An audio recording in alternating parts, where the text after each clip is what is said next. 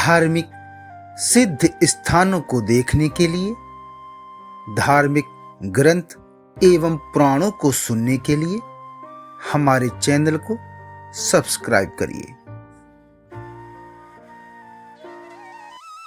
जय महाकाल, जय महाकाली। मां कालिका पुराण अध्याय कामरूपी पीठ का वर्णन, भाग 2। श्री मार्कंडेय महर्षि जी ने कहा कि वह भगवान त्र्यंबकम देव के द्वारा वे दोनों कामरूप नाम वाले आश्रम में समापतित हुए थे। कामरूप पहुंचकर करतोया नदी का जल मिला था।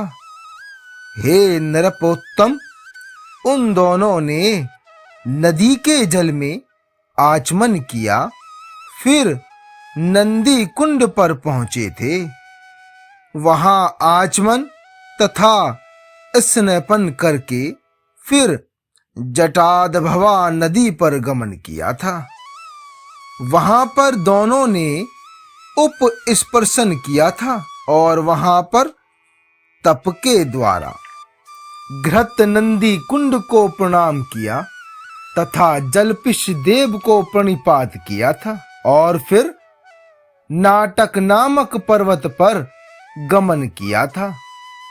वहां पर्वत पर पहुंचकर श्री वृषभध्वज को प्रणाम किया और आराधना के उपदेश के लिए ऋषि कपोत वचन का स्मरण किया था। फिर दोनों दक्षिण दिशा की ओर गए थे, जहां संध्यांचल सा स्थित था। वहां पर कांता नाम की नदी थी, जो वशिष्ठ मुनि ने अवतरित की थी। उस नदी के तट पर एक महान शैल था, जिस पर छाया वाले वृक्ष और लताएं थीं, क्योंकि श्री ब्रह्मा जी के पुत्र श्री वशिष्ठ जी ने वहां पर संध्या वंदना की थी। इसलिए देवगण उस पर्वत का नाम संध्यांचल गाया करते हैं। वहां पर पहुंचकर श्री वशिष्ठ मुनि जी का दर्शन किया था, जो साक्षात अग्नि के ही तुल्य थे। वे वशिष्ठ मुनि भगवान गिरीश की आराधना कर रहे थे और उनका मन ध्यान में संयुक्त था। वे तपस्या की श्री से देदीप्यमान थे और दूसरे सूर्य के ही समान प्रतीत हो रहे थे। उस अवसर पर उनके समक्ष बेताल और भैरव ने प्रणाम किया था।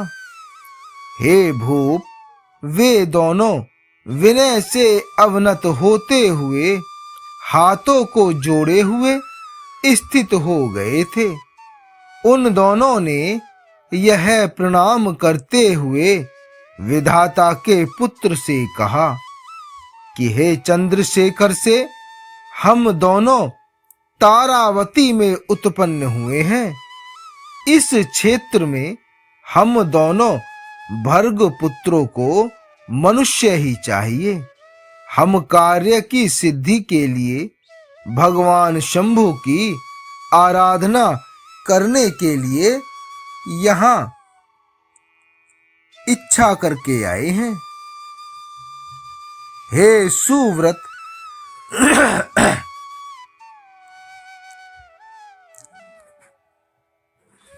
हे सुव्रत, आप दोनों के अभिष्ट के विषय में अनुग्रह करें।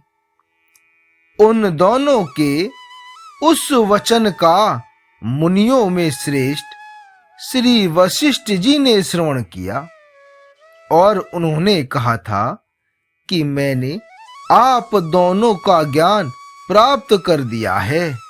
और सत्य में आप दोनों ही भगवान शंभु के आत्मज हैं। हे नर श्रेष्ठ, आप दोनों को भगवान शंभु की आराधना करनी चाहिए। परम श्रेष्ठ, आप दोनों यहाँ पर मेरा क्या कृत्य है, यह बोलिए। वृषभराज की आराधना के लिए आप दोनों का प्रयोजन है। जो उसका निमित्त है वह सिद्ध हो गया, वह चिंतन कीजिए। बेताल और भैरव ने कहा कि जिस मंत्र के द्वारा अविलंब ही भली भांति भगवान शंभु की आराधना की है, हे महामुने, वह हमारे ऊपर अपनी पृथ्वी में प्रसन्नता को प्राप्त होंगे। यही हमको आप बतलाइए। हे मुनि शार्दूल, जिस रीति से हम आराधना करें, जो तंत्र है और जैसा भी कर्म है, वह सभी आप उत्तम रूप में बताने के लिए योग्य होते हैं। जिस रीति से शीघ्र ही हर को हम प्राप्त कर लें, हे मुनि श्रेष्ठ, आप अनुशासन कीजिए। हम दोनों आपके प्रणत हैं। श्री वशिष्ठ जी ने कहा कि आप दोनों के ऊपर भगवान वृषकेतु उमा देवी के सहित प्रसन्न हैं। यहाँ पर स्वयं शीघ्र प्रसाद को प्राप्त हो जाएंगे।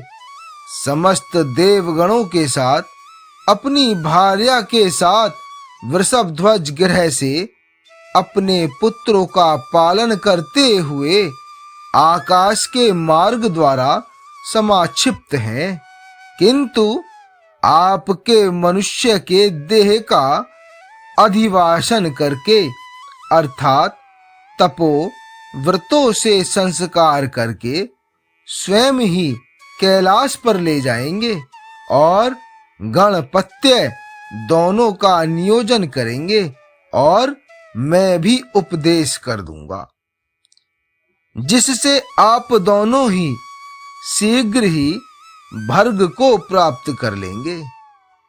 हे पार्वती पुत्रों, उसे एकाग्र गमन से श्रवण कीजिए।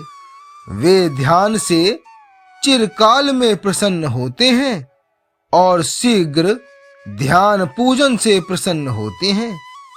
इस कारण से आज तात्विक रूप से ध्यान और पूजन बतलाता हूं। वे तेज से परिपूर्ण हैं, सदा शुद्ध स्वरूप हैं, ज्ञानामृत से विवर्धित हैं, जगत से परिपूर्ण, चित्त, ज्ञान और आनंद रूप हैं। सौरी और ब्रह्मा के सदा महान योग से संयुक्त हैं। ये संपूर्ण जगत उनके ही स्वरूप है।